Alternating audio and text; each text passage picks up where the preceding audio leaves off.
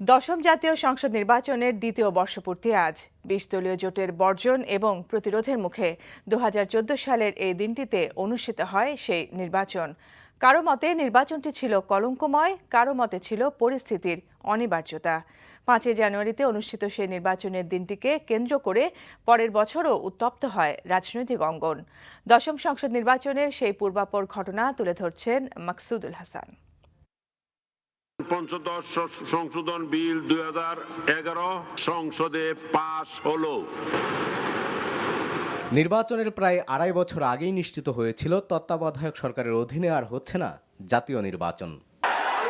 আর এই ইস্যুকে কেন্দ্র করে শুরু রাজনৈতিক বিরোধের। কেয়ারটেকার ছাড়া নির্বাচন হবে না, হবে না, হবে না। নির্বাচন হবে, হবে, হবে।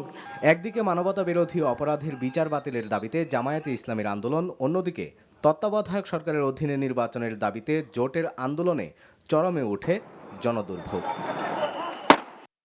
সংকটের সমাধান খুঁজতে এগিয়ে এসেছিল জাতিসংঘ সহ বিভিন্ন দেশ। দফায় দফায় দুপক্ষের সাথে বৈঠক করেও কোনো রফা হয়নি সে যাত্রায়।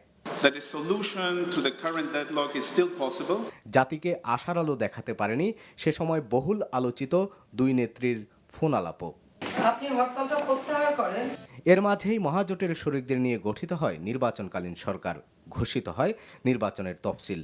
ভোট গ্রহণের তারিখ 5 জানুয়ারি 2014। মেরুদণ্ডহীন ও পক্ষপাতদুষ্ট নির্বাচন কমিশন যে তফসিল ঘোষণা করেছে তা আমরা প্রত্যাখ্যান করছি। ভোটের আগেই বিনা প্রতিদ্বন্দ্বিতায় 154 জন নির্বাচিত হওয়ায় সরকার গঠন নিশ্চিত করে ফেলে আওয়ামী লীগ। আলাপ আলোচনার মধ্য দিয়ে আমরা যদি একটা সমাধানে আসতে পারি, প্রয়োজনে আমরা আবার পুনরায় নির্বাচন দেব।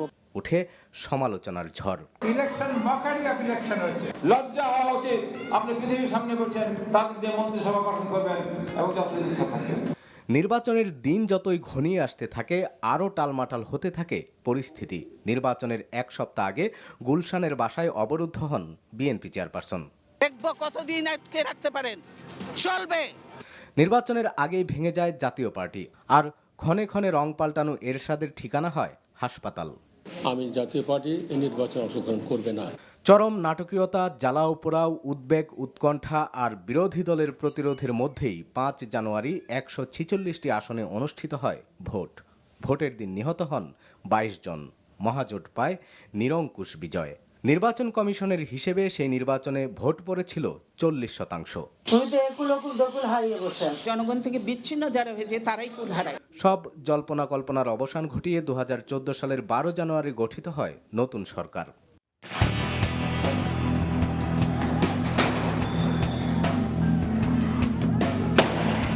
কিন্তু শেষ হয়নি রাজনৈতিক উত্তেজনার। পরের বছর নির্বাচনের বর্ষপূর্তিকে কেন্দ্র করে আবারও তুঙ্গে উঠতে থাকে রাজনৈতিক উত্তেজনা। এবার কার্যালয়ে অবরুদ্ধ হন 20 দলীয় জোট নেতা বেগম খালেদা জিয়া। ওনাকে নাকি বন্দী করে রাখা হয়েছে। কে বন্দী করেছে? আজকে আমি শুধু অবরুদ্ধ নই, আজকে গোটা দেশটাই অবরুদ্ধ হয়ে পড়েছে। আরাফাত রহমান কোকুর মৃত্যুতে দুই নেত্রীর কাছে আসার সুযোগটিও হাতছাড়া হয় আরও একবার। টানা 3 মাস অবরোধ, হরতাল, সংঘর্ষ, সহিংসতা আর পেট্রোল বোমায় বিপর্যস্ত হয় জনজীবন। All parties to fully consider the effects of their actions and resist from causing further damage. শত শত মানুষের প্রাণহানি আর হাজার হাজার কোটি টাকার অর্থনৈতিক ক্ষতির ক্ষত নিয়ে আবারও ফিরেছে সেই 5 জানুয়ারি। বেড়েছে রাজনৈতিক উত্তেজনা। Maksudul Hasan, NTV news, Dhaka.